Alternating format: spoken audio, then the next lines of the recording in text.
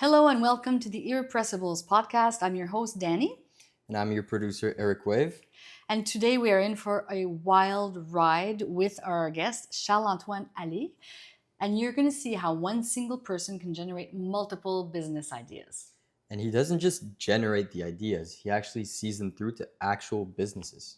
I don't know how he juggles it all. It's really very impressive. At first, his ideas can seem a little bit disconnected from teaching business skills to high school students to developing a software to help law students study more efficiently. But there is a common thread. He sees problem in his own life, he solves them, and then when it's solved, he makes a business out of it to help other people with the same problem. I know he sees opportunities everywhere. He is so passionate. He is so driven. It's really captivating to listen to him. It really comes through in the podcast, but it comes through even more so because we speak to him in his mother tongue, which is French. In fact, Canada is a bilingual country, especially in Quebec where we're based. And there's a lot of Francophone entrepreneurs that have amazing stories that are worth being heard. So we wanted to give them a shot as well. I know, and it would really be a shame to pass them up just because of a language barrier, and that is why some of our episodes at Irrepressibles are going to be delivered in French. Effectivement. Donc, Charles-Antoine est basé à Gatineau, puis une de ses entreprises a une clientèle qui s'étend partout au Québec. Oui, vraiment un très grand succès en peu de temps, comme tu dis, pan-québécois. Mais là, on parle seulement d'une de ces entreprises. Ce qui est fascinant avec Charles-Antoine, c'est que c'est le genre de personne que quand il voit un problème, pour lui, en fait, c'est une opportunité. Donc, il va identifier un problème, créer une entreprise pour adresser une solution à ce problème-là qui va lui servir à lui personnellement, mais également aux gens autour de lui. Exactement. Donc, on va parler aujourd'hui d'une de ses entreprises, Apprends et Entreprends, qui est un grand succès, mais également de ses autres projets et de son passé qui l'ont mené où il est aujourd'hui. Donc, il y a Apprends et Entreprends, comme tu l'as dit, il y a Défi 48, il y a Legal Census aussi. C'est vraiment captivant de l'écouter parler. Et je pense que la meilleure façon de partager avec vous la qualité de son esprit irrépressible, c'est de lui céder la parole. Donc, sans plus tarder, bienvenue au deuxième épisode de Irrépressible avec Charles-Antoine Allais.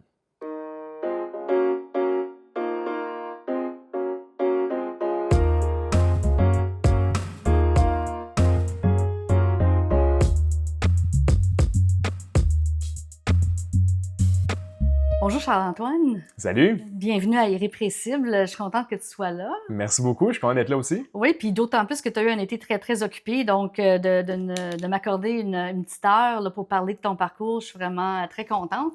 Ça a été un été occupé, entre autres, parce que tu viens de terminer un événement très important. Oui, le Défi 48, Ouais. on a terminé la 4e édition déjà cet été. Fait que je suis bien content d'être ici aujourd'hui parce que ça vient un peu confirmer que bon, mon été d'être à gauche, à droite, à Sherbrooke, Chicoutimi, Montréal, Québec, tire à sa fin. Donc là, on peut retourner un peu dans la routine, puis dans les opérations quotidiennes. Mais oui, 4e édition du Défi 48, on a fait le tour du Québec, on a fait 14 éditions au courant de l'été. Ça veut dire aussi 8 villes différentes, puis des dizaines de milliers de kilomètres. Fait que non, bien content de pouvoir prendre un petit break. Là. OK, bien merci de le prendre avec moi. Je suis très, très contente. Puis d'ailleurs, on va revenir sur Défi 48 un peu plus tard parce que j'aimerais ça en parler un petit peu plus longuement. Mais justement, on est là pour parler de ton entreprise Apprends et Entreprends. Oui. Et puis, comme je fais avec tous les invités, je te demanderais tout d'abord, quel est l'esprit ou la qualité de l'esprit qu'il faut pour se rendre où tu es rendu aujourd'hui? C'est une bonne question, puis j'ai le goût de donner une réponse un peu différente là, ou divergente un peu de l'intention. Là. Je pense vraiment que c'est en 3 volets. Premièrement, je pense que ça a vraiment fait appel à ma créativité constamment. Même dans les finances ou des domaines ou des éléments d'entreprise qui sont moins...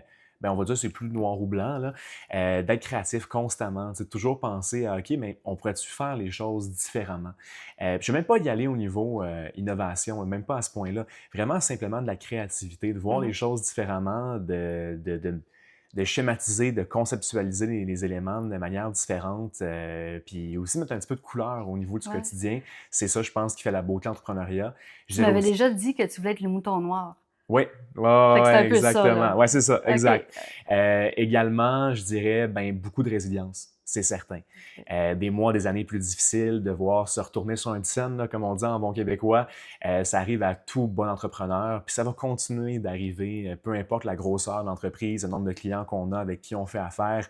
Tu sais, en tant que propriétaire d'entreprise, puis qu'entrepreneur surtout, tu sais, il faut accepter par moment ben, qu'on va être le dernier à se payer, qu'on va être le dernier, tu sais, à tirer un peu la moyenne notre pièce, là, ou Ouais. peu importe l'expression.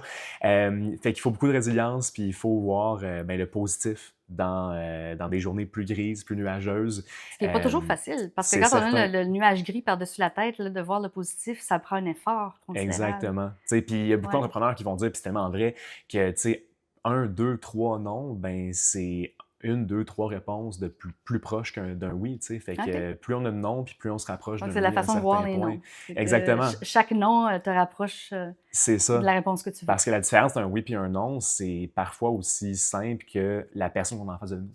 Tu sais, donc, c'est pas même pas question de pitch ou encore de concept ou de projet, c'est vraiment simplement ben, notre auditoire à qui on s'adresse. Ouais. Fait qu'au bout de la ligne, tu sais, le travail ou en amont, ben déjà fait. Donc, c'est juste de continuer de persévérer, de se Ouais. baisser la tête, puis tu sais, d'avancer coûte que Ouais. coûte.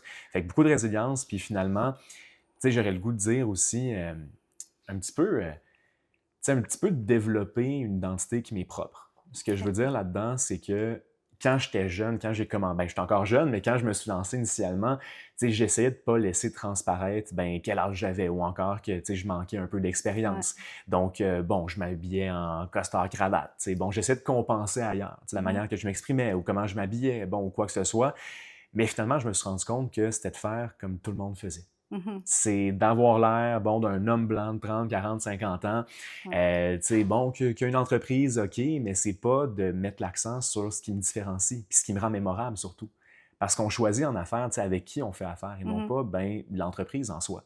Donc, quand j'ai accepté, tu sais, de OK, parfait, oui, je suis jeune, oui, je suis un étudiant entrepreneur, bon, j'ai vraiment, tu sais, une identité qui m'est propre, puis je vais Ouais. l'assumer, je vais la développer, puis je vais la mettre d'en face de tout le monde, ben ça a vraiment fait une différence parce que les gens se rappelaient de moi, Ouais. puis, ben, tu sais, ils n'étaient pas neutres, ils n'étaient pas indifférents. C'est la pire chose qu'on veut pas avoir en affaires, Ouais. l'indifférence.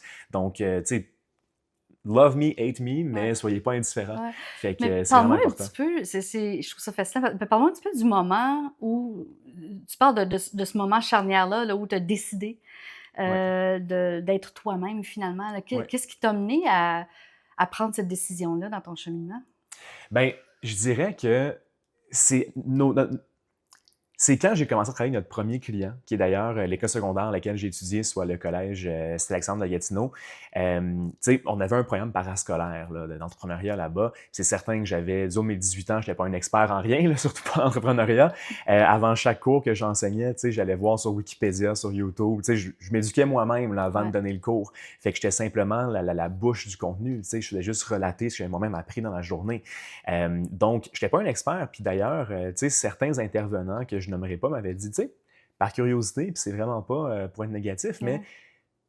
comment est-ce que tu te considères compétent tu sais, pour enseigner un cours? Tu n'as pas d'expérience en enseignement, tu n'as pas d'expérience en entrepreneuriat non plus, ou très peu du moins. Tu sais.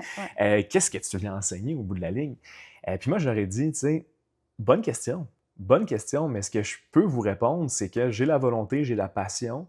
C'est que quand je fais quelque chose, je le fais bien. Tu sais, OK. puis au bout de la ligne, pour enseigner quelque chose ou transmettre de l'information, il faut simplement être plus connaissant peut-être de 1%.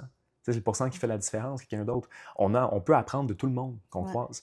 Peut-être pas au niveau professionnel, c'est peut-être au niveau personnel ou quoi que ce soit, mais on a vraiment à apprendre de tout le monde qui nous entoure. Peu importe l'industrie dans laquelle ils travaillent, peu importe leur passé, peu importe leur futur, il y a vraiment des leçons à tirer partout. Puis moi, je me suis dit, ouais, sais-tu quoi? Mon jeune âge, c'est peut-être pas négatif. OK. Peut-être que ça me rend plus accessible à leurs yeux, puis au lieu qu'ils me voient comme, ben oui, c'est certain. Bon, quelqu'un qui a lancé une entreprise, 1 million, bon, etc., comment moi je peux me rendre là, tu sais, à 16, 17 ans? Ouais. Puis je me suis dit, tu sais quoi? Au lieu de faire la discipline, au lieu de me montrer à quelqu'un que je suis pas, je vais l'assumer. Je vais dire, regardez, tout ce que je vous dis, non seulement c'est vrai, mais je le vis en même temps que vous. C'est ça. Et- Puis juste pour revenir en arrière un petit peu, là, qu'est-ce qui a fait en sorte... Quel est le lien entre ton désir d'enseigner et l'entrepreneuriat? Ouais. Est-ce que ça ça date de ton enfance, ton adolescence. D'où ça vient au juste, là, ce désir d'enseigner l'entrepreneuriat aux jeunes? Je tiens à dire, j'ai jamais voulu enseigner. C'est OK, arrivé OK. un peu malgré moi, là. Ouais. J'étais quelqu'un d'extrêmement introverti, extrêmement... j'étais pas à l'aise dans la communication, surtout pas en public. Tu sais, les communications orales au secondaire ou quoi que ce soit, là. Ouais. Et j'avais les sueurs froides. C'était difficile, sérieusement. J'aimais vraiment pas ça. Puis mes notes, Là, bon, tu me dresses un reflétaient la portrait de quelqu'un réalité. qui ne concorde pas du tout Non, avec je sais. l'homme d'affaires que tu es aujourd'hui. Je sais, OK. c'est mon quotidien. Tu sais, je suis en Ouais. droit, je suis en affaires, c'est de la communication au Ouais. quotidien que je fais. Ça prouve aussi l'entrepreneuriat, tu sais, ça peut nous diriger dans plein de sens différents, puis qu'au bout de la ligne, tu sais, ça peut vraiment nous emmener à réaliser nos ambitions. En tant qu'on soit débrouillard, là, mais oui, pour revenir au point, c'était vraiment pas volontaire pour moi d'enseigner, c'est que j'avais identifié un besoin, tu sais, qui était le OK. fait que je trouvais vraiment que tout ce qui était disponible pour les gens qui souhaitaient se lancer en affaires, étant mineurs, en bas de 18 ans, Mhm. c'était soit inaccessible parce que, bon, il fallait Mhm. se déplacer, avoir une voiture, tout ça, puis bien évidemment, on n'a pas de permis de conduire à 13-14 ans. Mais Parce- là tu avais, excuse-moi, identifié ça parce que tu essayais de lancer une entreprise à ce moment-là? Ou? Ma première entreprise, je l'ai OK. eue à 13 ans. OK, Fait que j'ai très vécu, jeune. exactement. Fait que j'ai vécu un grand nombre de problématiques, dont le manque de crédibilité, oui, le manque d'expérience, comme j'ai mentionné. Aussi, le simple fait, c'est quoi un contrat? Tu sais, comment rédiger Mhm. ça? Mais c'est bien sûr à dire, mais le plus gros problème, c'est comment je vais voir mon client ou Ouais. je vais rencontrer la chambre de commerce où j'ai pas de voiture, tu sais. Mais là, tout le monde doit se poser la question, quelle était l'entreprise? Oui, l'entreprise s'appelait OK. Charles et Édouard, fait qu'on avait des machines distributrices mécaniques qu'on avait OK. achetées sur Kijiji, puis 2 vélos de crème glacée des années 70 qu'on a retapés, qu'on a sablés, qu'on a enlevé la rouille, puis on faisait le tour de Gatineau, des événements OK. sportifs, des festivals, tout ça pour vendre des collations glacées, des snacks, des rafraîchissements à la population. Fait que ça a vraiment été mon premier contact Tu avais avec 13 ans dans ce l'entrepreneuriat. temps-là. Oui, 13-14 ans, Wow. exactement. Je voulais un peu d'argent de poche, là, c'est ça. Ouais. Puis, veux pas, c'est ce qui m'a mené dans la position que je suis aujourd'hui, Ouais. tu sais. Puis là, Donc, tu disais tantôt qu'à ce moment-là, tu avais identifié certaines lacunes. ouais, Puis c'est ça qui a mené à ton idée là, de créer. exactement. Quelles étaient les lacunes que tu avais C'est que tout le identifiées? monde me disait Hey, c'est super, bravo pour l'initiative, tu sais, vous êtes cute en quelque sorte, mais vous n'avez pas 18 ans. Puis nous, nos services sont adressés tu sais, aux majeurs ou encore ouvrez un compte de banque, il faut que tes parents soient là, ou encore tu sais, plein de petites frustrations, de petits blocs, de petits speed bumps qui n'avaient pas lieu d'être. Tu sais, Mhm. Oui, il y avait des cours entrepreneuriat pour les mineurs, mais encore une fois, comme je l'ai dit, il fallait se déplacer, il fallait aller vers eux. Mais moi, Ouais. au contraire, je me disais pourquoi ils ne viennent pas vers moi? OK. Je suis convaincu que dans les écoles secondaires, il y a des dizaines, voire des centaines de jeunes qui ont une ambition, qui ont un rêve, Mhm. puis avoir la bonne opportunité, tu sais, ils seraient en mesure de se lancer. Parce qu'au bout de la ligne, qu'est-ce qu'on risque à 13-14 ans? Ouais. Pas grand-chose. Peut-être une sortie au cinéma par mois, là, tu sais, qu'on risque, mais à part de ça, on vit chez nos parents. Pour la majorité, j'étais chanceux d'avoir une famille tu sais, qui nous supportait, c'est certain. Mais tu sais, c'est ça, on vit chez nos parents. On n'a pas de responsabilité financière, ou très peu du moins. Mhm. Donc, même si ça ne fonctionne pas, on risque notre temps. Ouais. Mais entre, je sais pas moi, jouer aux jeux vidéo, regarder la télévision ou encore installer une entreprise, je pense que je préfère investir mon temps là-dedans, tu sais. Donc, il y avait plein de petites lacunes, puis je me disais, Ouais. un jour, quand j'aurai l'expérience pour, peut-être que je voudrais tourner tu sais, vers l'arrière puis essayer de régler ça. Mais là, il s'est passé des années entre l'âge de 13 ans avec ton entreprise de machines distributrices, Ouais. La réalisation que tu as eue à cet âge-là et le moment où tu t'es lancé Ouais. en affaires. Donc, qu'est-ce qui s'est passé pendant ce temps-là pour que tu n'oublies pas Ouais. ce désir là, d'aller de l'avant avec Exactement. à adresser ces lacunes-là? Dans le fond, moi, tu sais, j'ai toujours été quelqu'un, bon, qui a quand même une certaine valeur là, tu sais, aux études. Ouais. J'avais pas des 100% aucunement, là, mais tu sais, je passais sans problème. J'étudiais pas, par contre, mais en tout cas, c'est une autre histoire. Mais je me suis vraiment concentré dans le sport. Donc, au football, majoritairement, là, j'ai joué au collégial avec les Griffons du cégep de l'Outaouais, ici dans la région. Tout ça, mais à un certain point, je me suis déchiré l'épaule. Une grosse blessure. J'ai une opération de reconstruction de l'épaule. Je viens de déchirer du labrum, en fait. Et puis, j'étais vraiment sur la touche pendant à peu près 8 mois là, total. Il fallait même que je dorme dans un lazy boy pendant 6 semaines. Ça, c'était rough. Puis, je me suis dit, qu'est-ce que je fais dans le sport? Dans le sens que je vise pas à être un athlète professionnel. Dans le football, au Canada, du moins, c'est pas la meilleure des carrières là, au niveau salarial, puis aussi risque pour la santé. Fait que je me suis dit, je pourrais peut-être investir ce temps-là ailleurs. Puis je me cherchais beaucoup. Je n'avais pas encore trouvé mon X un peu. Donc, dans le sport, oui, j'étais bon, j'ai un bon gabarit. Là, je suis 6 pieds 5, mais je n'étais pas le meilleur. À l'école, j'étais bon, mais j'étais pas le Ouais, meilleur. ouais. Puis j'avais des amis, tu sais, qui se démarquaient, puis c'était vraiment le joueur de football. C'était, bon, l'étudiant un peu, tu sais, qui a des A+ partout. C'était la personne qui a X, Y, Z. Puis moi, je cherchais, tu sais, je suis qui au bout de l'année? Fait que tu as Tu fait sais, une introspection sur ouais. ton lazy boy pendant Avec ta le bras dans le convalescence, plâtre, ouais, un bras exactement. dans le plâtre. Et puis, est-ce que tu as eu un moment comme une lumière qui s'est allumée ou ça s'est fait C'était graduel. C'était progressivement? progressif, Ouais, OK. effectivement. Là, je me suis dit, tu sais, ben, pourquoi pas essayer? Tu sais, Mhm. d'offrir un petit cours en parascolaire, j'ai du temps à perdre en quelque sorte. Puis le but, c'était OK. même pas de lancer une entreprise. C'était juste, gars, je vais être payé de mon temps, là, mais juste, ça va occuper mes journées. Mhm. De toute manière, je suis un peu en sport-études, donc des sessions allégées. OK. Ça va m'occuper, puis c'est quoi, de donner la chance à du monde qui, comme moi, voudrait se lancer dès leur plus jeune âge, ben pourquoi pas? Mhm. Donc, j'ai eu un premier contrat, puis de fil en aiguille, c'est développé, c'est certain.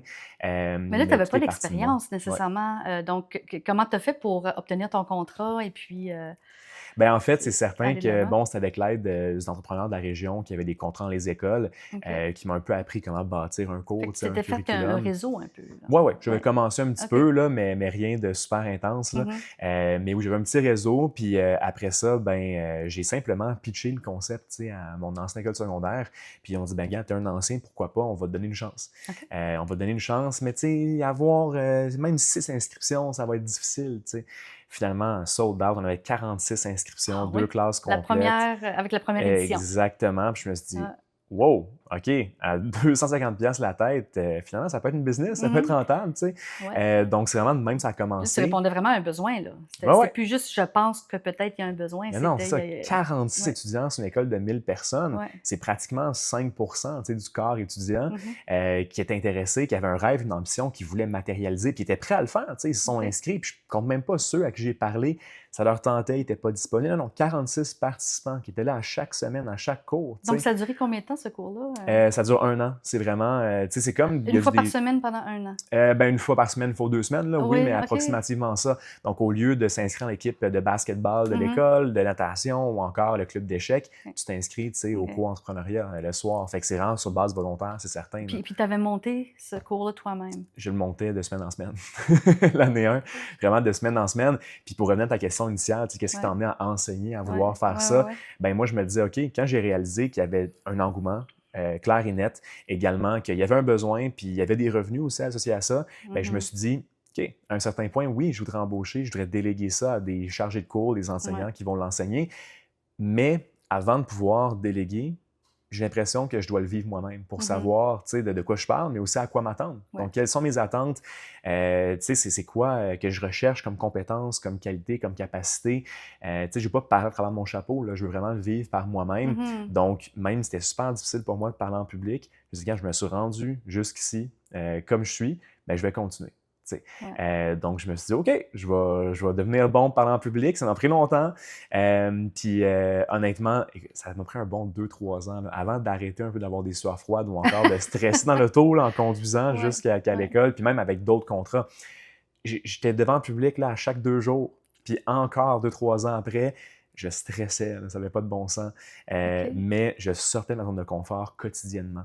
Puis ça a fait en sorte que je pouvais, à chaque fois que j'enseignais, tu sais, ou que je suis devant le public dans une conférence, j'avais une introspection après, j'aurais pu dire ça, j'aurais pu OK. faire ça différemment. Ouais. Donc, tu sais, j'étais vraiment ouvert aux commentaires, puis Ouais. constructif, c'est sûr, là, des autres. Puis ce qui a fait en sorte que j'ai pu me développer, ben, j'aime le croire en bon communicateur. Ouais, Ouais. puis ce que tu as dit, sortir de sa zone de confort, c'est quelque chose que j'entends de d'autres jeunes Ouais. entrepreneurs là, à qui je parle, qui sont unanimes pour dire, tu sais, pour avancer et puis pour développer une confiance en soi et puis un mindset, si on veut, là, pour utiliser le mot en anglais, qui va nous permettre d'avancer, Ouais. il faut sortir de sa zone de confort. Oui, C'est non, non, ça? exactement.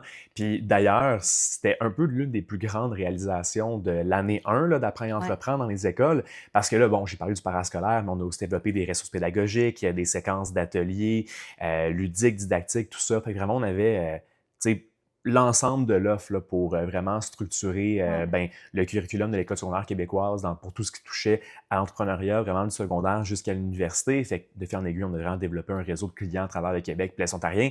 Mais pour revenir au point, après un an, ce qui me sautait aux yeux, c'est le talent qu'on a au Québec, c'est incroyable. OK. Les idées, les ambitions des jeunes, c'est incroyable. Puis ils ont tout ce qu'il faut pour les mettre en place. Mais où ça achoppait, puis où des fois ça Ouais. bloquait, c'était quand on était rendu de parler de commercialisation ou encore d'expression, tu sais, donc vraiment de l'assumer haut et fort que oui, c'est du quoi, je veux me lancer un podcast. Oui, Mhm. puis je vais en parler sur Facebook, sur Instagram, sur Ouais. TikTok, bon, qui n'existait pas à l'époque, mais on va se Ouais. l'imaginer. Ouais. Il y avait comme une pression sociale, une anxiété un peu inhérente qui venait avec ça. Puis ils disaient, ah, je suis pas prêt.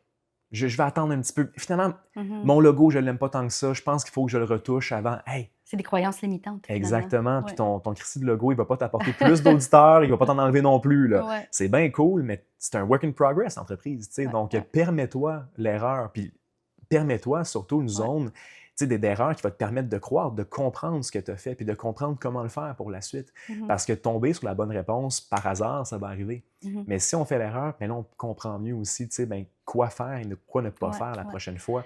Donc, ça bloquait énormément de ce côté-là. Puis, il y avait aussi un petit stress de sortir de zone de confort. Si on tente 4 murs dans une classe, good, voir le marketing, faire un Mhm. logo avec un ordinateur, ça va bien. Mais dès que, oh, on en parle à l'extérieur de la classe, même à des amis, ah ouais, non, c'est quoi, je veux que ça reste fictif. Mhm. Donc là, c'est ce qui a un peu fait naître le défi 48. OK.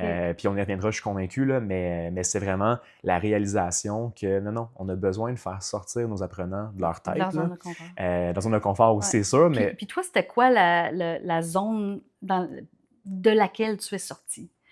Ta zone de confort, tu as parlé tantôt de parler en public. Ça, ouais. c'est quelque chose où tu t'es poussé puis tu t'es forcé à affronter cette peur-là. Mais est-ce qu'il y avait autre chose que tu as, une croyance limitante que tu avais, que tu n'as plus aujourd'hui à cause de ton cheminement? Ben oui, la communication, tu sais, on en a déjà parlé, mais également, je dirais simplement d'avoir confiance en mes propres moyens.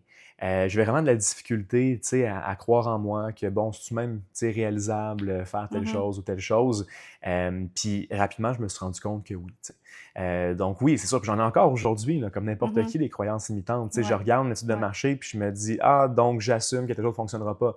Mais Ouais. ça pourrait-tu fonctionner, tu sais, au bout de la ligne? Mhm. Fait que c'est Mais de là, tu les développer. identifies, les croyances Ouais, ouais. limitantes. Tu as la Ben, capacité de savoir, ah, ça, c'est exactement, quelque chose que je mais dois adresser. Ouais. c'est aussi Ouais. la force du réseau puis de qui on s'entoure. Tu sais, parce que Mhm. même moi, des fois, là, ben, je le réalise pas que c'en est une croyance limitante. Mais quelqu'un me le dit, hey, t'es-tu sûr de ce que tu dis? Ah, c'est quoi? Peut-être pas. Mhm. On va analyser ça comme si c'était possible. Tu sais. Mhm. Donc, c'est le fun d'être bien entouré de gens qui vont aussi te Ouais. faire réaliser ben, Ouais. c'est quoi les limitations.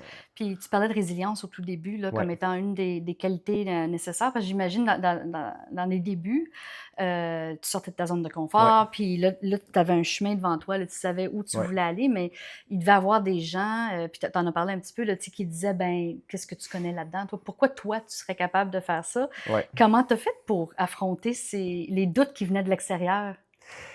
Ça a vraiment commencé, tu sais, au début, je patinais. Là. J'essayais de me justifier, mais je me suis rendu compte plus rapidement qu'autrement que se justifier, ça sert à rien. Mhm. C'est plutôt d'avoir un mindset puis de croire, tu sais, ben, pourquoi pas moi? Ah, Pourquoi ce serait pas moi, tu sais, qui aurait la solution? Pourquoi ce serait pas moi qui mettrais ça sur place? Comme tu dis que ouais, je suis pas un expert, OK, mais c'est qui l'expert qui est en train de faire de quoi de même? Il y en a pas.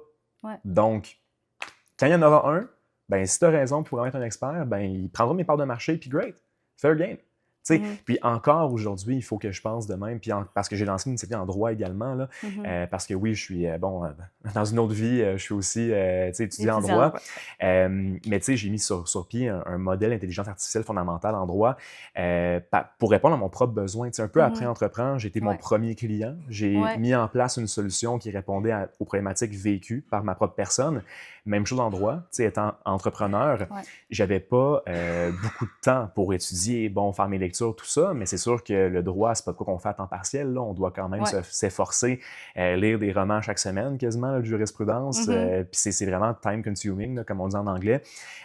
Donc, je vais trouver des mécanismes pour me permettre d'optimiser mon temps, d'être plus Ouais. efficient. Ouais. Donc, tu sais, je prends un exemple qui est assez simple, mais je fais beaucoup de routes pour le défi 48. Donc, OK. au lieu de lire une jurisprudence, est-ce que je peux l'écouter? Est-ce que je peux la transformer en livre audio? OK. Puis, Tu sais, je me suis rendu compte que si c'est en anglais, oui, il y a des options, mais ce qui est en français, par contre, soit tu as un gros accent, tu sais, qui est de quelqu'un qui te lit ça dans l'oreille, ou encore, c'est tout simplement pas possible. Fait que différentes réalisations comme ça qui me forçaient vraiment à m'asseoir à mon bureau, à faire les choses comme elles sont supposées être faites. Mais je me suis dit non, il y en a d'autres comme moi qui ont des emplois, tu sais, qui sont occupés, puis qui Ouais. auraient besoin d'un outil qui leur permette de matérialiser, de dynamiser l'étude du droit, tu sais, puis son apprentissage. Fait que j'ai mis ça sur pied pour répondre à mon propre problème. Puis même chose, il a fallu que je me justifie, il a fallu que je dise un peu, tu sais, haut et fort que oui, OK, je ne suis pas un expert en AI, je ne suis pas un expert en droit Ouais, encore, ouais. mais je me dirige vers là, mais quand même. Mais pourquoi pas moi? Exact. Pourquoi attendre qu'une grosse compagnie le fasse, qui ne vit pas ce qu'on est en train de vivre en tant qu'étudiant? On C'est est ça. sur les premières lignes. On est, tu sais, les gens qui vivent la problématique. Fait qu'au lieu d'attendre, non. Dans Je le fais fond, une toi, attente, je vais le tu faire moi-même. identifies des besoins qui surviennent dans ta vie personnelle, ta vie Oui, professionnelle, ta vie d'étudiant. Et puis, comme tu dis, au lieu d'attendre ou de tolérer, exact. tu décides de trouver une solution. Exactement. Puis c'est un Exact. peu une étude de marché par la bande parce que si ça répond à mon besoin, c'est Mhm. probablement que ça répond à celui des autres également. Ouais. Donc, je suis mon premier utilisateur. Puis la première version de mon outil, justement, en droit, Mhm. ben c'était un outil que j'avais sur mon ordinateur, c'était vraiment sur le réseau privé. Puis moi, dans mes cours, ça me suivait. C'est un étudiant, puis là, du monde disait « Hey, c'est quoi cette affaire-là? On peut-tu l'avoir Mhm. aussi? Mhm. » Ah, il y a une business là. Fait que OK. ça a commencé de même. Ouais. Ça commence le même. Ben, j'aimerais ça y revenir aussi tantôt. Certainement. Ouais. Fait que là, dans le fond, tu as deux entreprises parallèles, si on veut, là, Apprends et entreprends avec le défi 48 et ce que tu es en train de développer pour Ouais, faciliter Legal les études Census. faciliter les C'est études en ça. droit. Ça se rejoint.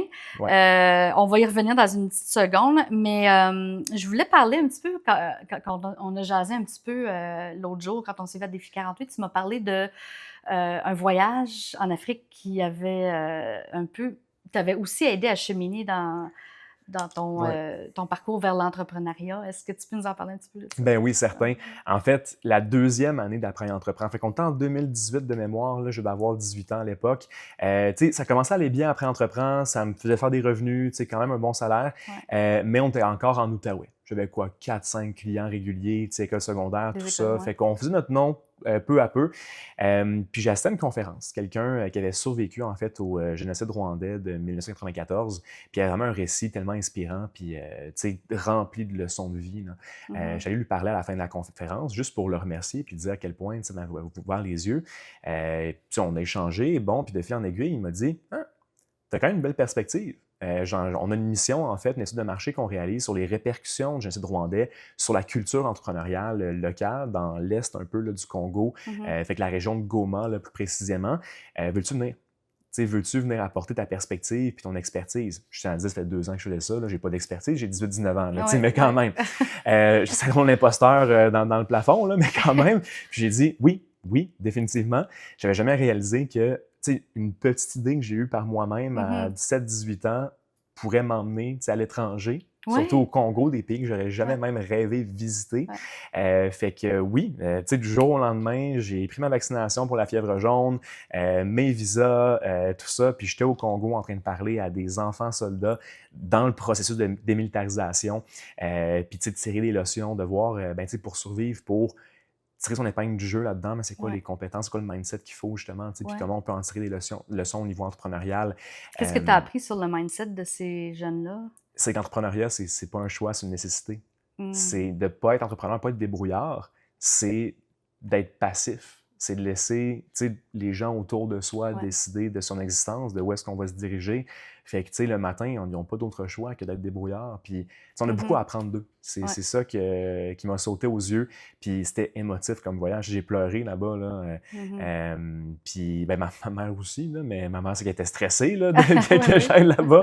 mais moi, c'était juste par la réalisation des difficultés dans ce coin-là. Mais vraiment, ça m'a ouvert les yeux. Puis au bout de la ligne, ça a tellement eu un effet positif pour mon développement, mais aussi pour celui de l'entreprise, parce qu'en revenant, j'avais des entrevues avec Radio-Canada, avec TVA, avec Le Droit, etc., pour parler de ce que j'avais vécu là-bas. Un jeune entrepreneur comme moi qui se dirige dans une zone comme relativement instable. Ça a re-explosé un peu récemment d'ailleurs. Je suis désolé pour les victimes de tout ça, mais donc là, tout d'un coup, les gens disent « OK, mais on te veut, là, tu sais, Ouais. dans nos écoles, Mhm. puis avec nous. Puis d'ailleurs, bon, la petite blague, là, j'ai emmené mon Oui. ancien passeport parce que, tu sais, ce passeport-là, c'est un souvenir en soi. Là, je vais Mhm. le faire encadrer un jour. Il y a des pièces jointes là, tu sais, dans Ouais. le passeport. Là. Je ne sais pas si on voit bien là, la caméra, mais Ouais. il y a des pièces jointes. Là.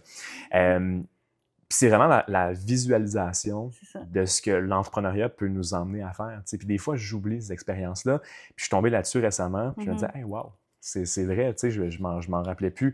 Puis il est plein, là, ce passeport-là, là, Mhm. de stamps. Il n'y a plus aucune place. J'ai un visa du Congo, visa aussi du Rwanda. Tu sais, en tout cas, c'est vraiment quelque chose. Fait que je l'ai apporté Oui, juste ben, pour le fun. c'est un beau souvenir à garder, Ouais, certainement. Puis, c'est justement, c'est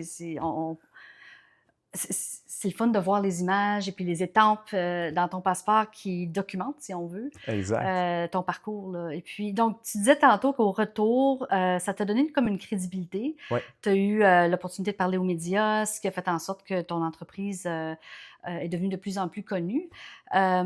Mais comment ça t'a affecté, toi, en tant qu'entrepreneur, là, de savoir que tout d'un coup, il y avait une crédibilité qui n'était pas là antérieurement?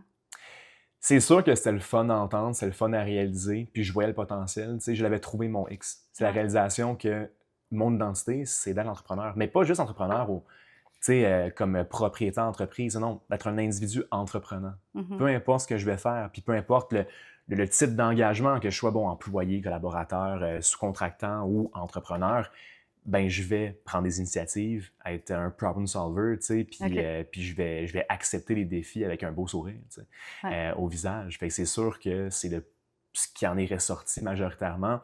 Puis l'autre élément, en fait, que j'aime bien mentionner, c'est que ça a confirmé une croyance que j'avais déjà, que l'entrepreneuriat, c'était un- le vecteur par excellence pour mettre son grain de sel sur le monde. Tu sais. Puis aussi, Mhm. c'était le mécanisme par excellence pour résoudre les problèmes qui nous frustrent. Comme je le disais tantôt, tu sais, ne pas Ouais. attendre que quelqu'un d'autre le fasse à notre place. Ouais. Pourquoi pas toi? Pourquoi pas nous? Pourquoi pas moi? Ben, la plupart des gens répondraient à ça, ben, parce que j'ai pas le temps, ou bien parce que j'ai pas Exact. l'argent, ou j'ai pas de crédibilité, ou j'ai pas assez de connaissances. Ouais. C'est toutes des choses sur lesquelles tu as touché là, il y a quelques minutes, mais dans ton cas à toi, Mm. ça s'arrête pas là. Non, C'est ça qui est fascinant, c'est que tu exact. t'es dit, ben, pourquoi pas moi, je fonce. Exact. Pourquoi Je pas vais de l'avant. moi à Ouais, mon âge? Pourquoi ouais, pas moi ouais, avec mon ouais. manque d'expérience? Pourquoi pas moi avec mon manque de ressources Mhm, initialement? J'ai mhm. lancé après entreprendre avec 400 pièces. Ouais. Tu sais, j'ai vraiment bootstrappé, comme on dit. Là. Tu sais, je me suis autofinancé et puis je savais même pas c'était quoi les subventions, les bourses d'investissement à cette époque-là. Là. Aucune idée. Ouais. Fait que j'avais un contrat, des profits, on réinvestit. Mhm, Contrat, profit, réinvesti. Puis bon, c'est sûr, ça prend plus de temps, mhm. mais à mon jeune âge, c'était aussi une méthode super sécuritaire, c'est de Ouais, procéder. Donc, je risquais pas grand-chose. Ça m'a pris 2-3 ans avant de commencer à me payer, bien ouais, évidemment. Mais c'est tellement le fun d'avoir quelque chose entre ses mains que, wow, j'ai vraiment fait par ouais. moi-même. Puis c'est sûr que c'est pas seulement moi, tu sais, c'est de bien s'entourer, la clé. Là. Puis selon moi, si j'ai bien une qualité, c'est de Mhm. m'entourer des bonnes personnes, Ouais. de gens super compétents, tu sais, de gens qui sont passionnés par ce qu'ils font. Puis c'est ça qui fait toute la différence. Tu sais, qu'on Mhm. parle d'un designer comme Eric d'ailleurs, là, Mhm. ton fils, qui est super Ouais, qui bon. est le réalisateur du podcast aussi, ouais. Exactement, c'est ça. Puis aussi lui qui a designé l'image de marque d'après Ouais, entreprendre du défi 48, ouais. que je parle de mon partenaire Éric Charlebois, qui est aussi un poète, il a été enseignant. Écoute, lui, il a des doctorats, des maîtrises, il y en a plein. Là. Mhm. Tu sais, ou encore ben, de gens qui sont meilleurs que moi en communication, puis que je peux apprendre d'eux, tu sais, en les Mhm. observant. C'est vraiment ce qui a fait la différence, puis c'est ce que je continue à faire. Ouais. Tu sais. Puis une chose que tu as dit me fait beaucoup penser à quelque chose que Alberto Aguilar de Plantaform, Ouais. d'ailleurs on a fait un podcast avec lui aussi, une des choses qu'il a dit pour lui qui était nécessaire pour avancer, c'était d'avoir une certaine naïveté.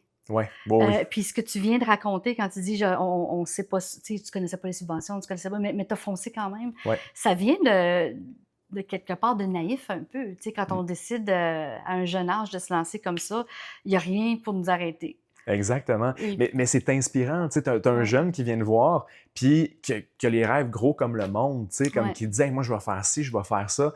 Tu as le goût de donner un coup de pouce, tu as le goût ouais, de l'aider, ouais, puis tu as le goût t'as aussi le goût de dire tu vas voir, ça va être plus difficile que tu penses, mais en même temps, tu ne veux pas péter sa bulle. Fait que non. tu l'encourages, puis tu te dis regarde, je suis qui pour lui dire non? Mhm, All right, je vais l'essayer. Puis aussi, à cause de notre âge, notre naïveté, on n'est pas vu comme un compétiteur, on n'est pas vu mhm, sous un mauvais angle. C'est au contraire, regarde, c'est honorable, why not? Même si on est dans la même industrie, on pourrait être perçu comme un compétiteur. Non, go! Mhm. Ouais. Puis c'est le message que tu transmets. Puis d'ailleurs, ça me mène un peu à Défi 48, Ouais. qui est un peu le but de tout ce que tu racontes là, Ouais. dans un événement vraiment pan-québécois et puis très, très dynamique. Mais avant de rentrer dans les détails de Défi 48, parle-moi un petit peu de ce qui t'a... d'où vient cette idée-là? Oui. Le défi 48, il y a vraiment deux prémices, là. La première, on l'a un peu déjà explorée, c'est le fait qu'il y a des croyances limitantes que tout le monde a. On a observé ça dans les classes avec nos clients, que bon, il y avait tellement de bonnes idées, mais il y avait très peu qui voyaient vraiment le jour, là, qui étaient vraiment fondées et mises sur pied. Puis également que tout le monde disait « Ah, mais j'ai pas de temps, j'ai pas d'argent ou quoi que ce soit ». Fait que nous, on voulait qu'il n'y ait plus d'excuses. Puis l'autre, en fait, prémisse un peu, ou encore, on va dire la genèse vraiment du défi 48, ça part d'Hunger Games.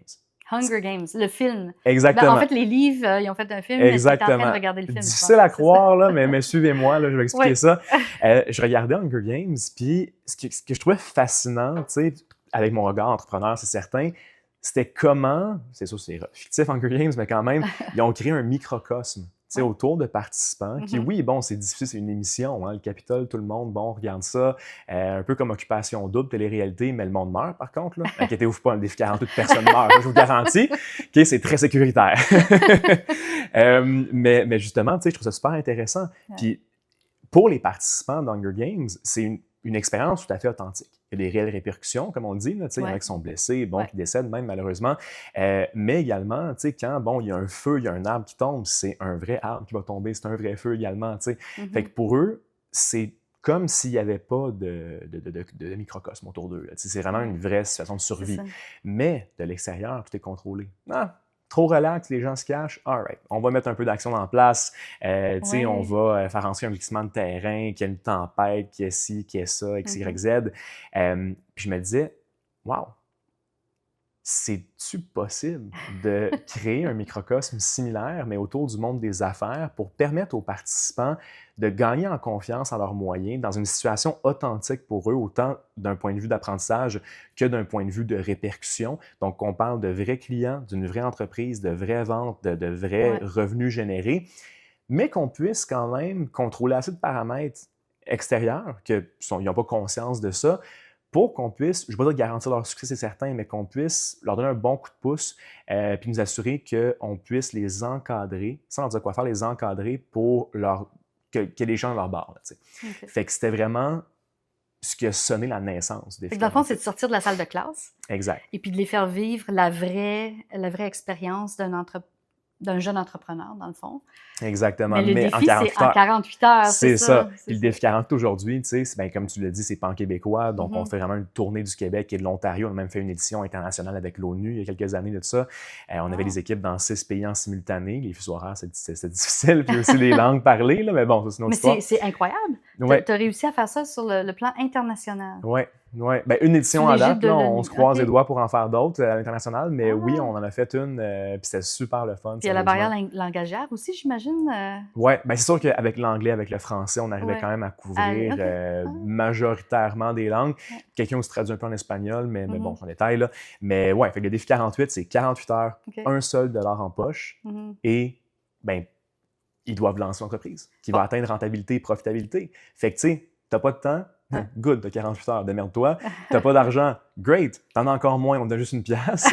Puis finalement, t'as pas d'expérience, t'es mieux d'apprendre rapidement parce qu'encore une fois, t'as juste un week-end pour le faire.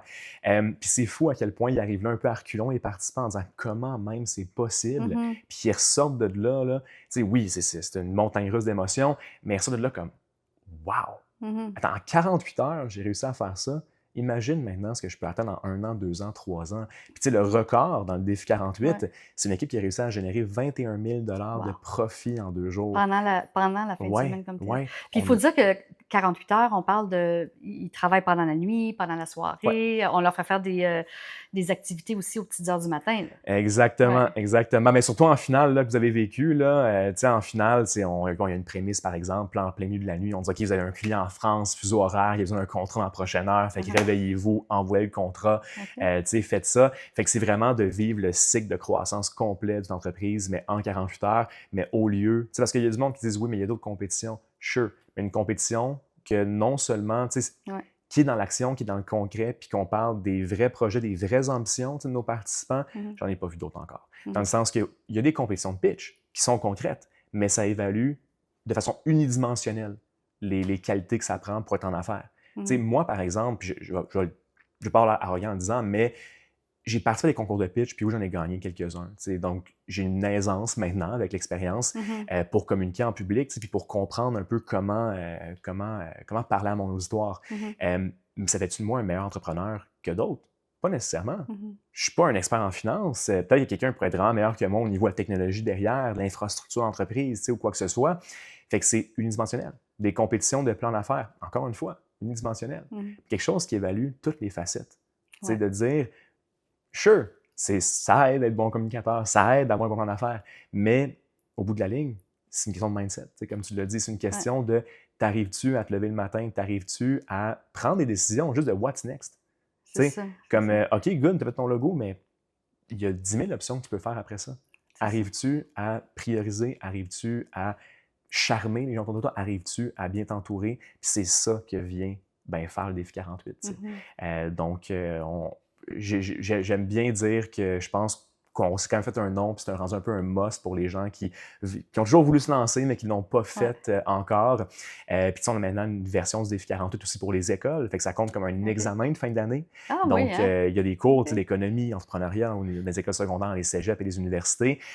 Puis nous, en fait, ce qu'on a commencé à proposer à des écoles, c'est toute l'année, vous parlez de cas fictifs, de bon, il y a un client qui vient vous voir et il vous demande X, Y, Z. Puis là, votre examen final, c'est papier-crayon, c'est quoi un plan d'affaires? C'est de cracher les définitions. Ça ne vous tente pas de vraiment voir si on a compris pour de vrai la matière, l'étude. Donc, on a adapté le défi 48 comme une structure qui est traçable, qui est évaluable.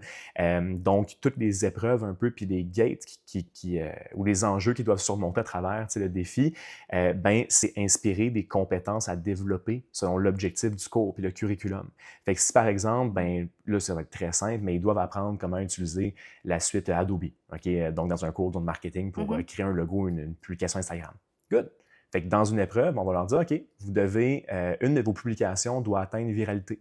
Puis l'équipe qui va avoir atteint le plus de réactions en 6 heures va l'emporter. Il faut qu'il y ait le réflexe de dire, OK, je vais utiliser les outils que j'ai appris à connaître avec l'école.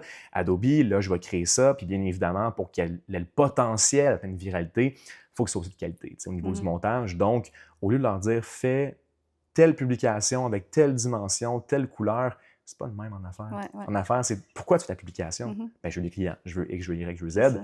Good, fais ça, puis utilise les outils dans ton coffre à outils, que tu es supposé avoir emmagasiné au courant de la session de ton année scolaire, que tu as pour atteindre ce but-là. Fait que ça vient reproduire ça, puis là, on organise le défi 48 comme examen dans plusieurs collèges, même à l'Université de Sherbrooke. Fait que c'est super le fun. Puis d'ailleurs, cette année, c'est une première parce que au lieu de lancer leur propre projet, les équipes devaient pérenniser en fait l'impact positif qu'avaient les OBNL dans leur région. Fait qu'ils étaient jumelés avec un OBNL. Puis les OBNL sont beaucoup dans les opérations quotidiennes. C'est aussi cyclique au niveau des subventions. Fait qu'ils sont très peu indépendantes. Donc, ils devaient pérenniser. Ils devaient travailler non pas d'entreprise, dans l'organisation, mais sur l'organisation. Fait que dans le fond, ça peut prendre beaucoup de direction et beaucoup d'ampleur, ce projet-là. Mais je veux juste revenir un petit peu à l'idée du microcosme, puis au fait qu'il y a une gestion qui se fait dans Hunger Games, comme tu dis, des fois, on va lancer un éboulement de terrain ou une tempête, mais toi et ton équipe, parce qu'il y a plusieurs juges et gens qui gèrent ça, est-ce que c'est tout prévu d'avance, les boomerangs qu'on va lancer, ou bien est-ce que vous les regardez aller, puis à un moment donné, vous dites « Ah, là, ils ont besoin de tel défi », puis vous définissez le défi à mesure? Comment ça se passe? Je peux pas dévoiler tous mes secrets. Non, bien sûr. Non, mais blague à part. C'est sûr que ça s'est développé avec le temps. Dans le sens, c'est la 4e édition qu'on vient de terminer, puis entre la première et la 4e édition, c'est une autre paire de manches, carrément. Mais aujourd'hui, je te dirais qu'il y a un peu des deux. Donc, c'est certain qu'on a nos épreuves favorites, puis on a développé des trentaine, quarantaine d'épreuves qu'on a dans nos poches arrière puis qu'on peut ressortir si on pense qu'il y a un besoin par rapport à ça. C'est selon la façon que la fin de semaine se déroule. On a un déroulement. Là. On a une bonne idée de OK, on va commencer avec ça, mais disons qu'on voit que non, c'est quoi les équipes, puis le profil de nos participants, par exemple, c'est des gens qui sont très spécialistes. Ils ont plus de misère à faire de vente, fait que tu vois, l'épreuve qui allait évaluer leur capacité à travailler en coulisses, Ouais. pas super pertinent. On l'a déjà vu, mais on veut les challenger avec de quoi de vendre. Fait qu'on se donne une liberté, en fait, décisionnelle pour remplacer des OK. éléments avec le bagage qu'on a su développer au cours des Pour dernières leur donner la années. meilleure expérience possible. Exactement. Puis d'ailleurs, la finale de 2024 a eu lieu à Gatineau Ouais. il y a à peine quelques Pour semaines, la première fois. Ouais. au mois d'août, à la mi-août. Et puis, je suis allée sur place Ouais. pour aller voir de mes propres yeux comment ça se passait. C'était la soirée du 5 à 7, qui d'ailleurs était organisée par les participants Ouais. aussi. J'ai réussi à parler à un des participants, Isaac, qui a accepté de nous dire quelques mots. Fait qu'on va l'écouter. Super.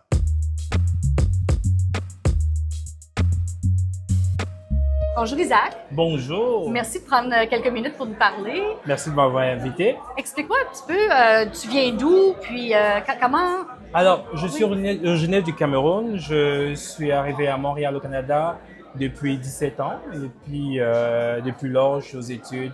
Je travaille comme consultant, ainsi de suite. OK, donc tu es de Montréal, mais tu es venu à Gatineau. Oui, pour le concours Pour le régional concours, ok. du Québec. D'accord. Et puis, qu'est-ce qui t'a attiré vers cet événement-là? Non seulement le goût de m'exprimer, de laisser exprimer les produits ou les services qui m'ont toujours attiré et de mettre en avant effectivement qui je suis, parce qu'on dit derrière un entrepreneur, il y a toujours une personne, il y a quelqu'un, il y a une histoire, une culture.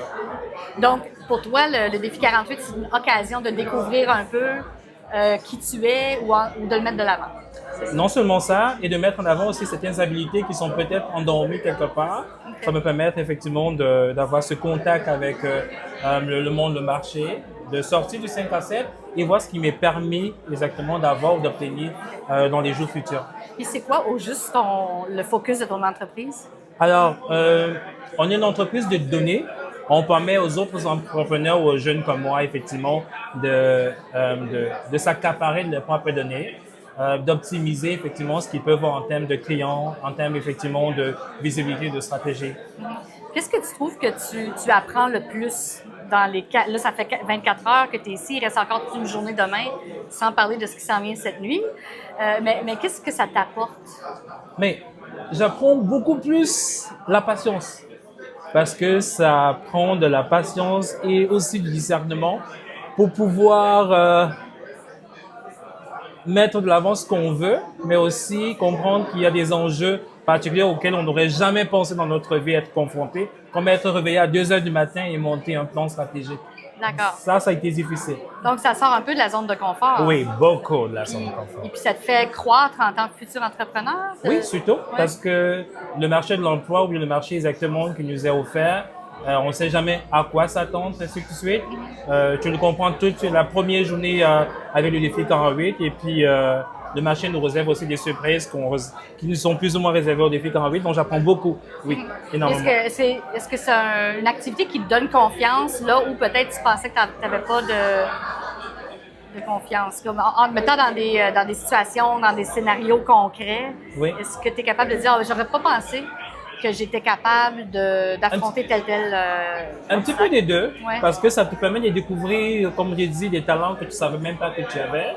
Et l'autre cas, exactement, ça pourrait créer une certaine insécurité, parce que je dis que, aïe, je vais me lancer en entreprise, mais je ne sais pas effectivement tel ou tel autre aspect.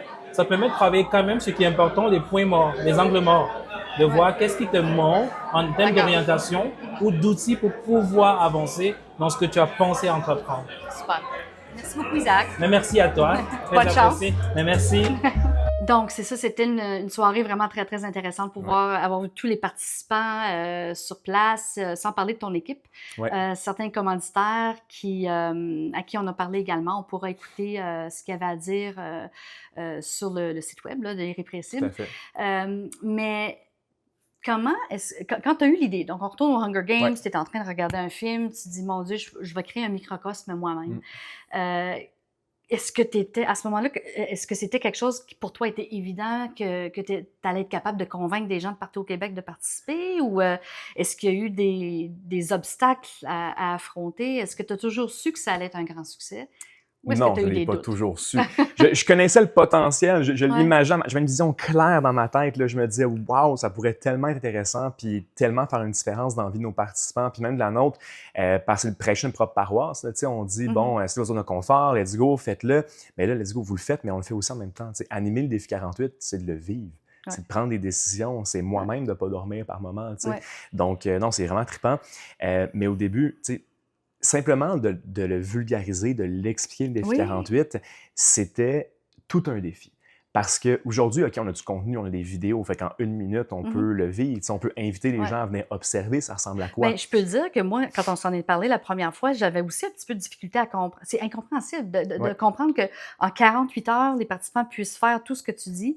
Exact. Donc, la raison pour laquelle moi-même j'ai voulu aller sur place et puis Exact. rencontrer les participants puis essayer de comprendre un petit peu mieux. Donc, je peux m'imaginer qu'au début, avant même que ça soit sur place, sur pied, de pitcher l'idée, ça ne devait pas être évident. Non, exactement. C'était simplement du contenu textuel. Puis là, on l'expliquait le mieux qu'on pouvait, mais là, ça complexifiait la compréhension. Ouais.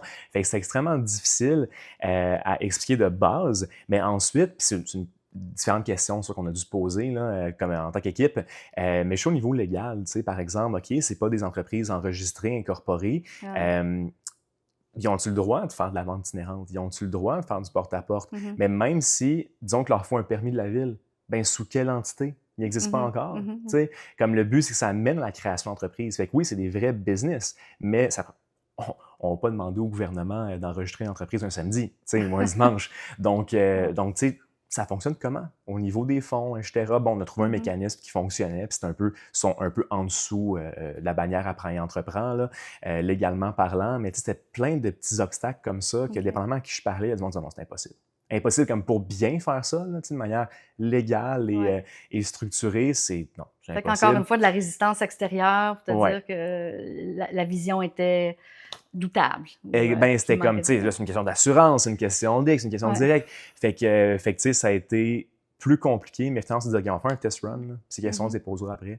Puis ça a tellement fonctionné, puis les gens ont tellement trippé que je me suis dit, OK, ça vaut la peine d'y répondre à ces questions-là, tu sais. Fait que je suis bien content aujourd'hui du chemin parcouru. Puis ça, on a fait des erreurs, là, tu sais. C'est de faire de l'événementiel, oui, mais sur les stéroïdes, là, dans le sens que faut pas seulement être un bon animateur pour le défi 48, il y a des gens plus vieux que nous qui participent, c'est pour les adultes. Ils viennent te voir, puis c'est super précis, par exemple. OK, fait que là, j'ai un contrat pour telle chose, est-ce que c'est légal de mettre telle clause?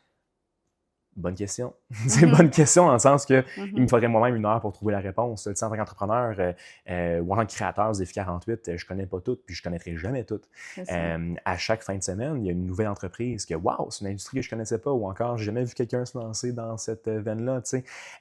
Fait que de pouvoir les aider, mais en ne connaissant pas la réponse et en ne perdant pas leur confiance.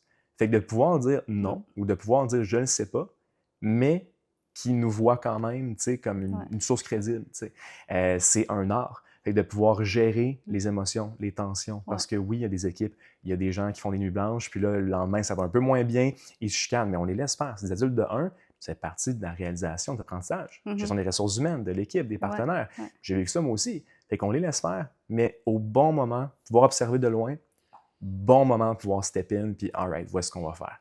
Fait que de pouvoir un peu prédire, dans 2 heures, moi, j'ai l'impression que telle chose qu'on va annoncer va créer un climat un peu on va dire, de bisbille entre les équipes. Fait qu'on va déjà s'organiser pour annoncer le classement-là, pour moi qu'il y ait une bonne nouvelle associée.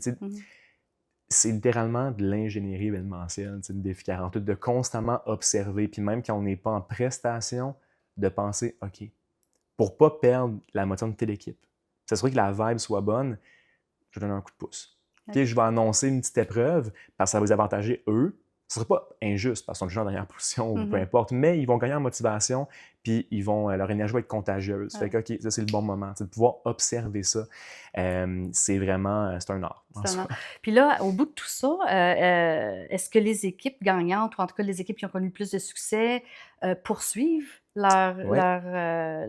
leur envolée? Est-ce que les Oui. entreprises deviennent effectivement des vraies entreprises à succès? Effectivement. Mais notre objectif, c'est pas que l'entreprise soit pérenne, je dirais plutôt que l'entrepreneur le Oui. soit, Mhm. ou que les apprentissages le soient également. Mais par contre, on est quand même heureux de pouvoir dire que depuis 3 ans, on a une moyenne très stable qui se situe autour des 35% des entreprises qui participent au défi 48, qui s'y inscrivent, qui sont encore en affaires 1 an après le défi 48. Fait que oui, c'est certain que dans le 35%, les équipes finalistes là, en Mhm. finale, généralement, parce que c'est les gens qui ont gagné leur édition régionale. Ouais, ouais. Fait que c'est sûr que déjà là, ils ont tiré leur épingle du jeu. Mais oui, environ 35% d'entreprises qui Ouais, poursuivent. ben, Là, fait que c'est super le bravo, fun. c'est magnifique, c'est Merci vraiment beaucoup. magnifique. Et puis là, pour l'année prochaine, est-ce que vous prévoyez avoir plus de participants, agrandir l'événement? L'année prochaine, on vise vraiment un peu, je dirais un pivot sur 2 plans. Le premier, c'est vraiment mettre l'accent sur les éditions, je pourrais dire scolaires, là, mais tu sais, qui s'inscrivent dans le cadre de cours ou à crédit. Mhm. Parce que, je ne le cacherai pas, là, le plus difficile avec les défis 48, c'est de l'expliquer, puis d'avoir du monde qui se disent « Ouais, c'est quoi l'été, je travaille du lundi au vendredi, je vais prendre 2 jours après ça, pas de break, encore plus intense que ma semaine, il va falloir que je me repose à la job ou je prenne congé, tu sais, Ouais, ouais, ouais. en n'ayant aucune garantie. » Fait que c'est extrêmement demandant de notre équipe de démarcher Ouais. des marchés qu'on connaît très peu. Tu sais, Chicoutimi ou encore, tu sais, c'est super loin de base. Ouais. Il faut qu'on se fie à un peu nos ponts là, à l'échelle locale, fait que de ce qu'ils Mhm. nous disent sur le terrain, tu sais, comment ça se passe et tout ça. Mhm. Donc, on va connaître une croissance, mais vraiment au niveau des éditions scolaires. Puis on va continuer à développer, tu sais, des bons partenariats, puis les éditions qui roulent déjà très bien là, dans les régions où on est plus connus. Puis deuxièmement, on va faire en fait, on va commencer à faire des éditions du défi 48 par industrie. Fait que par exemple, on est en train d'en développer une avec un partenaire que je nommerai pas, mais on va annoncer ça bientôt. Qui va être un défi 48 pour la commercialisation des professionnels du monde de la santé. OK. Donc, tu sais, un médecin, un physiothérapeute, une infirmière ou quoi que ce soit, est-ce qu'ils sont entrepreneurs? La réponse est oui. Okay? Le punch, là, c'est oui. Fait qu'ils vont vivre en 48 heures, justement, le développement, la croissance de leur propre identité comme professionnel. Fait que des défis 48, mais à saveur de certaines industries, Avec des thèmes, dans le certains fond, enjeux. des Exact. thèmes selon l'industrie. Puis pourquoi la santé? Est-ce que tu as identifié un besoin?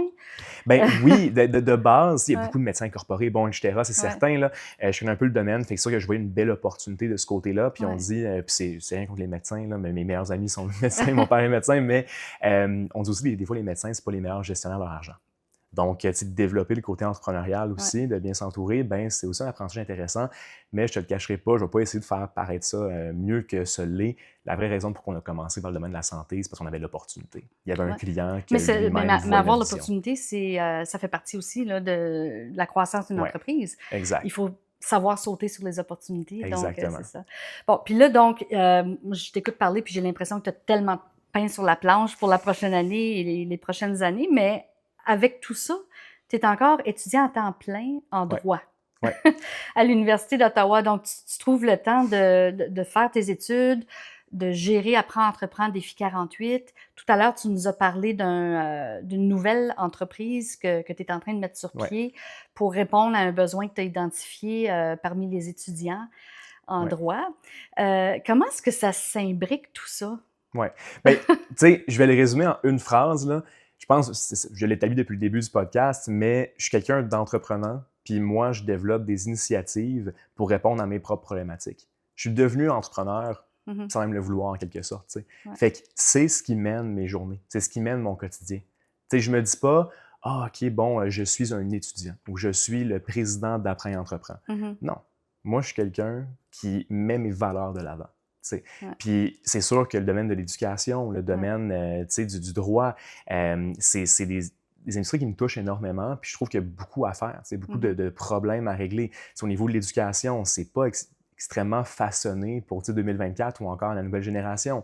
C'est extrêmement, on va dire, pas dire monotone, là, mais tout le monde fait dans le moule. Là, fait que moi, je me retrouvais pas là-dedans. Mais malgré ça, j'avais des bonnes notes, puis je suis quand même en droit, là, mais je me voyais pas là-dedans. Pour tirer mon plein potentiel, il a fallu que je devienne un peu autodidacte, puis que j'aille plus loin que les cours. Puis c'est là que j'ai compris la pertinence. Puis c'est la même chose dans toutes les sphères de ma vie, les facettes de ma personne. En droit, je me disais, OK, lire le Code civil, son article du Code civil en 2 heures, j'aurais pu faire ça chez nous, tu sais. Comme le contact avec l'autre, les récits que mes professeurs peuvent m'apprendre, c'est des individus incroyables, qui ont vécu des choses incroyables. Je veux pas qu'ils me lisent ce que je peux lire. Ouais. Je veux qu'ils me parlent de leur passé, de leur parcours, de leur avenir, tu sais. Donc, tout est un peu mené vers ça. Puis au niveau de la justice, sans des problématiques, il y a aussi la vitesse en justice, l'accessibilité également. Bon, plein de causes qui me touchent vraiment, qui me tiennent à cœur. Donc, pour revenir plus précisément à la question, à un certain point, je pensais qu'il y avait un choix à faire entre les affaires puis l'école, mais c'était une pression externe. Puis je me suis rendu compte, je me suis dit, regarde, je vais commencer, puis si à un moment donné, il faut que je sacrifie l'un ou l'autre, je vais le faire. Je vais sacrifier l'école s'il fallait que j'en sacrifie un des deux, mais je vais continuer parce que je veux avoir cette corde-là à mon arc. Moi, je me suis dit, je ne vais pas aller à l'école pour apprendre quelque chose de général, comme les affaires. Malgré que oui, j'ai quand même un bac en sciences commerciales, mais c'est pour me spécialiser en droit des affaires, là, mais en tout cas, c'est une parenthèse. Je voulais me spécialiser. Pour me dire, je suis entrepreneur, mais j'ai aussi un background au niveau légal. Donc, on a un edge, on a vraiment un avantage. Fait que je me disais, ce que je peux apprendre à l'extérieur des salles de classe, je vais le faire. Fait que moi, si je vais à l'école, c'est pour des professions qu'il faut absolument à l'université. Qu'on parle de droit, de la médecine ou quoi que ce soit, tu peux pas vraiment pratiquer la médecine au Canada sans être à l'université, du moins de manière légale. Fait que c'était un peu avec la même perspective. Puis je me suis dit, je vais aller jusqu'au bout. Je vais en faire le plus possible jusqu'à temps que je dois faire un sacrifice. Puis jusqu'à maintenant, j'ai pas. Bien, c'est sûr que j'ai dû en faire, mais je trouve des manières créatives puis d'optimiser mon temps. Comme je l'ai mentionné, est-ce que je vais à tous mes cours? Non. Est-ce que je lis toutes les lectures? Non. Mais j'ai l'œil maintenant pour connaître ce qui est important, ce qui en vaut la peine, puis aussi d'étudier puis d'apprendre en fonction de ce que je veux en retirer. Fait que j'étudie le plan de cours au début de la session. J'étudie ce cours-là, in the grand scheme of things, comme il sert à quoi dans un certain endroit. Fait que c'est quoi qu'ils veulent qu'on développe, mais aussi moi, dans ce que je veux faire avec le droit plus tard, en quoi il est pertinent. Je prends l'exemple de droit criminel. Je ne serai pas avocat en droit criminel plus tard. Donc, pour moi, de tout connaître en droit criminel ou parfait, je vais passer, comprendre la base, mais c'est pas là où je vais mettre la marge de mes heures. C'est plutôt au niveau du cours de droit commercial ou encore le droit des biens, le droit des obligations, que ça, j'utilise même aujourd'hui étant en affaires.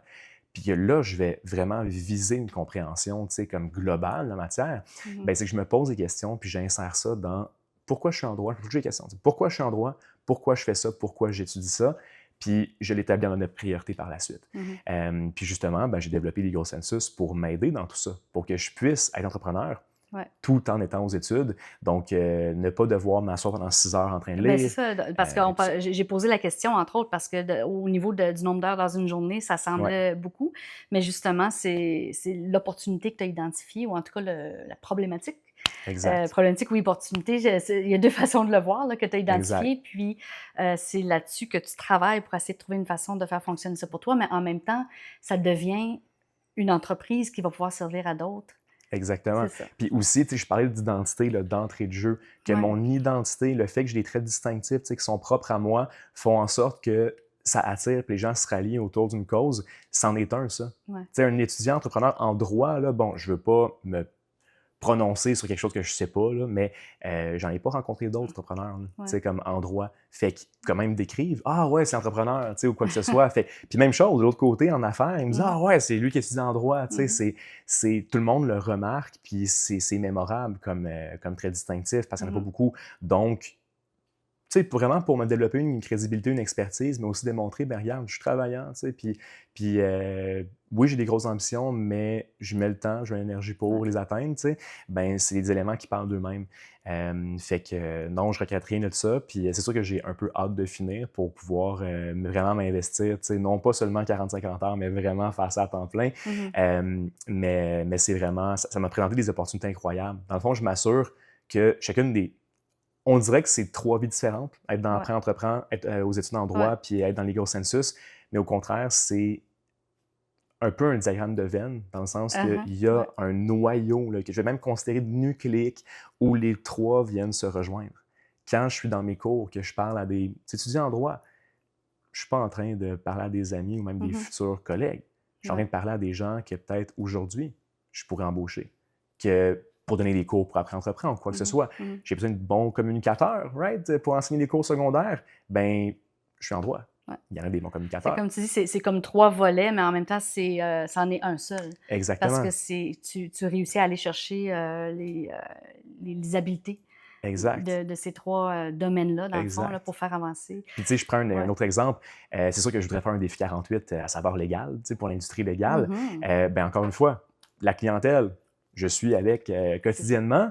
Tu sais, j'ai une entreprise dans ce domaine-là, puis j'ai appris à entreprendre avec une équipe qui peut développer, tu sais, le plan puis les épreuves pour l'industrie légale. Ouais. Donc, tu sais, ça se regroupe. Fait que un de mes engagements apporte la clientèle, un de mes engagements apporte l'expertise, Ouais. l'autre de mes engagements apporte des revenus. Fait que c'est vraiment ça.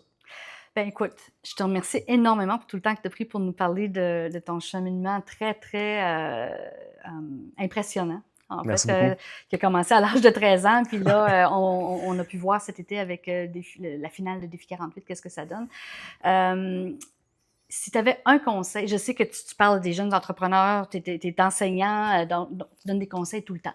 Mais pour les auditeurs du podcast, si tu avais une chose à dire, quelqu'un qui pense peut-être se lancer en entreprise, étant donné ton expérience, c'est quoi qu'il faut développer en termes de la qualité?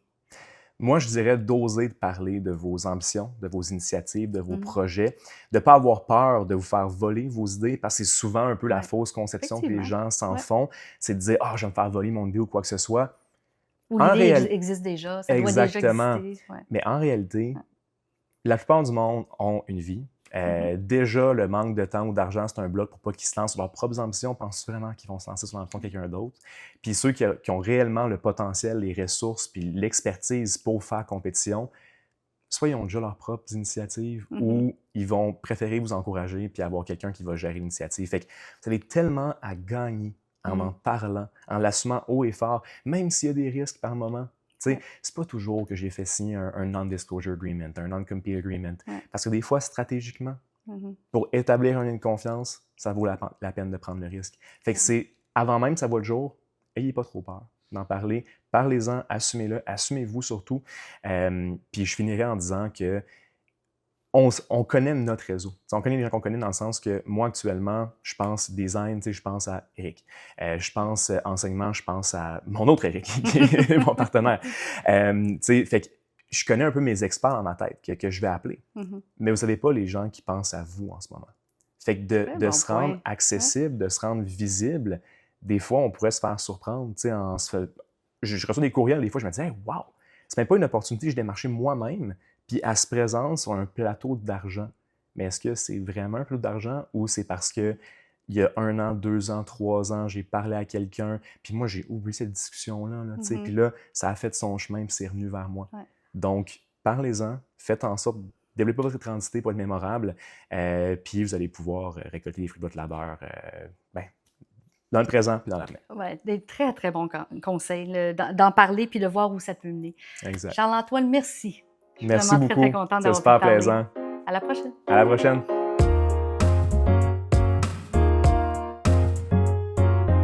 Merci énormément de vous être rendu à la fin de cet épisode, encore une fois, le premier épisode en français avec Charles-Antoine Allais.